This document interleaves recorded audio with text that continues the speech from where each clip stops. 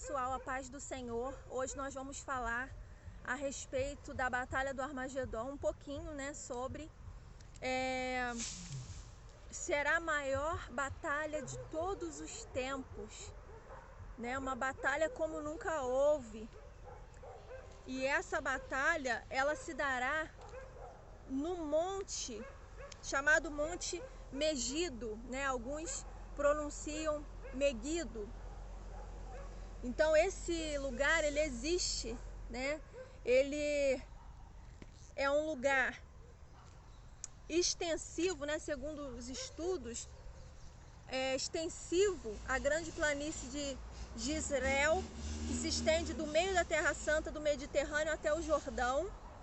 É uma área da Palestina mais acessível, né? Ela é acessível, ela existe, tem um grande espaço, por isso o anticristo, ele vai reunir os reis ali, né? Nós sabemos que o anticristo ele fará alianças, então ele vai ter um exército numeroso, um exército grandioso, e ele vai reunir as pessoas ali para essa batalha, para esse combate.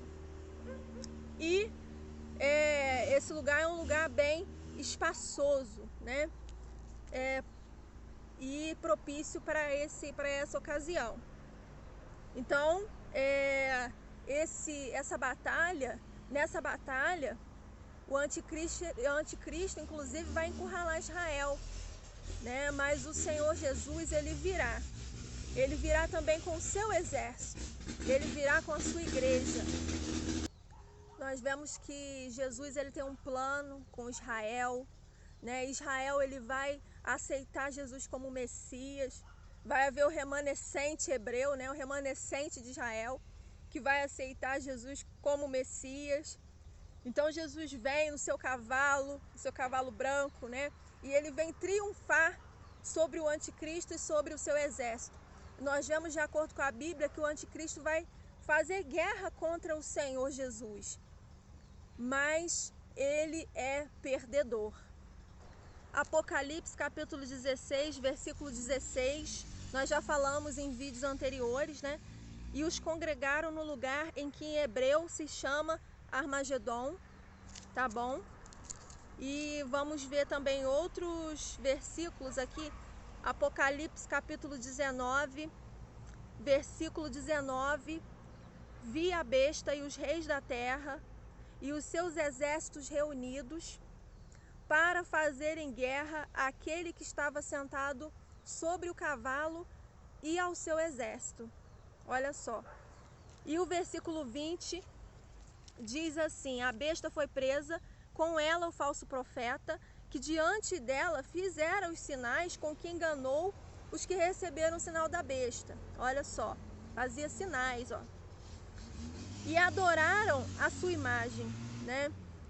Diz aqui, né, que os que receberam o sinal da besta, eles foram enganados pelos sinais que eles faziam e eles adoraram a imagem da besta, né? Estes dois, ou seja, a besta e o falso profeta, foram lançados vivos no ardente lago de fogo e enxofre. E, gente, no versículo 21, nós vemos aqui: os demais foram mortos com a espada que saía da boca do que estava sentado sobre o cavalo, e todas as aves se fartaram das suas carnes. Olha só que terrível, né? Mas graças a Deus que o povo de Cristo, aqueles que confessam ao Senhor, vão estar a salvo, vão estar com o Senhor Jesus.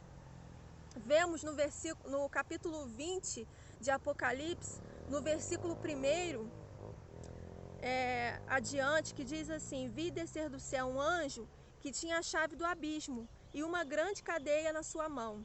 Ele prendeu o dragão, a antiga serpente, que é o diabo e Satanás, e amarrou por 1000 anos. Então nós vemos que Jesus, ele vem, né? E ele põe fim ali aquela batalha, ele vence, né? Ele sai vitorioso. O Senhor Jesus, ele é vitorioso desde o princípio.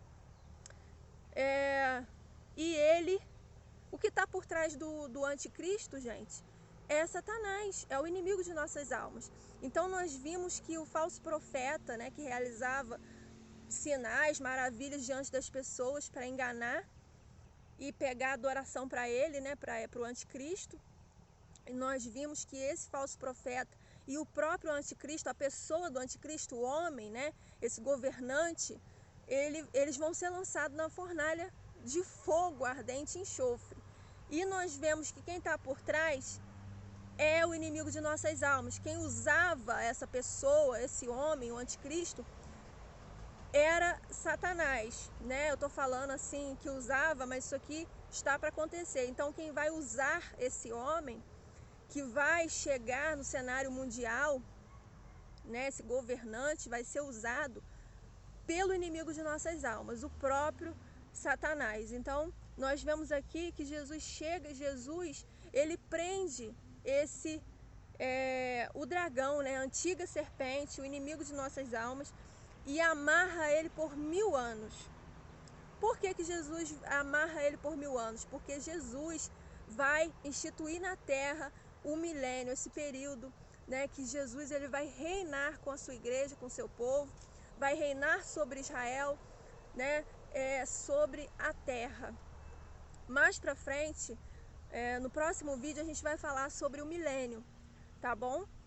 Eu queria abrir aqui um parêntese para falar a respeito de umas figuras que aparecem no livro de Apocalipse, que é a mulher vestida de sol, e tem uns símbolos, né, que cercam essa mulher, que estão em torno dessa mulher, que é o sol, a lua e 12 estrelas.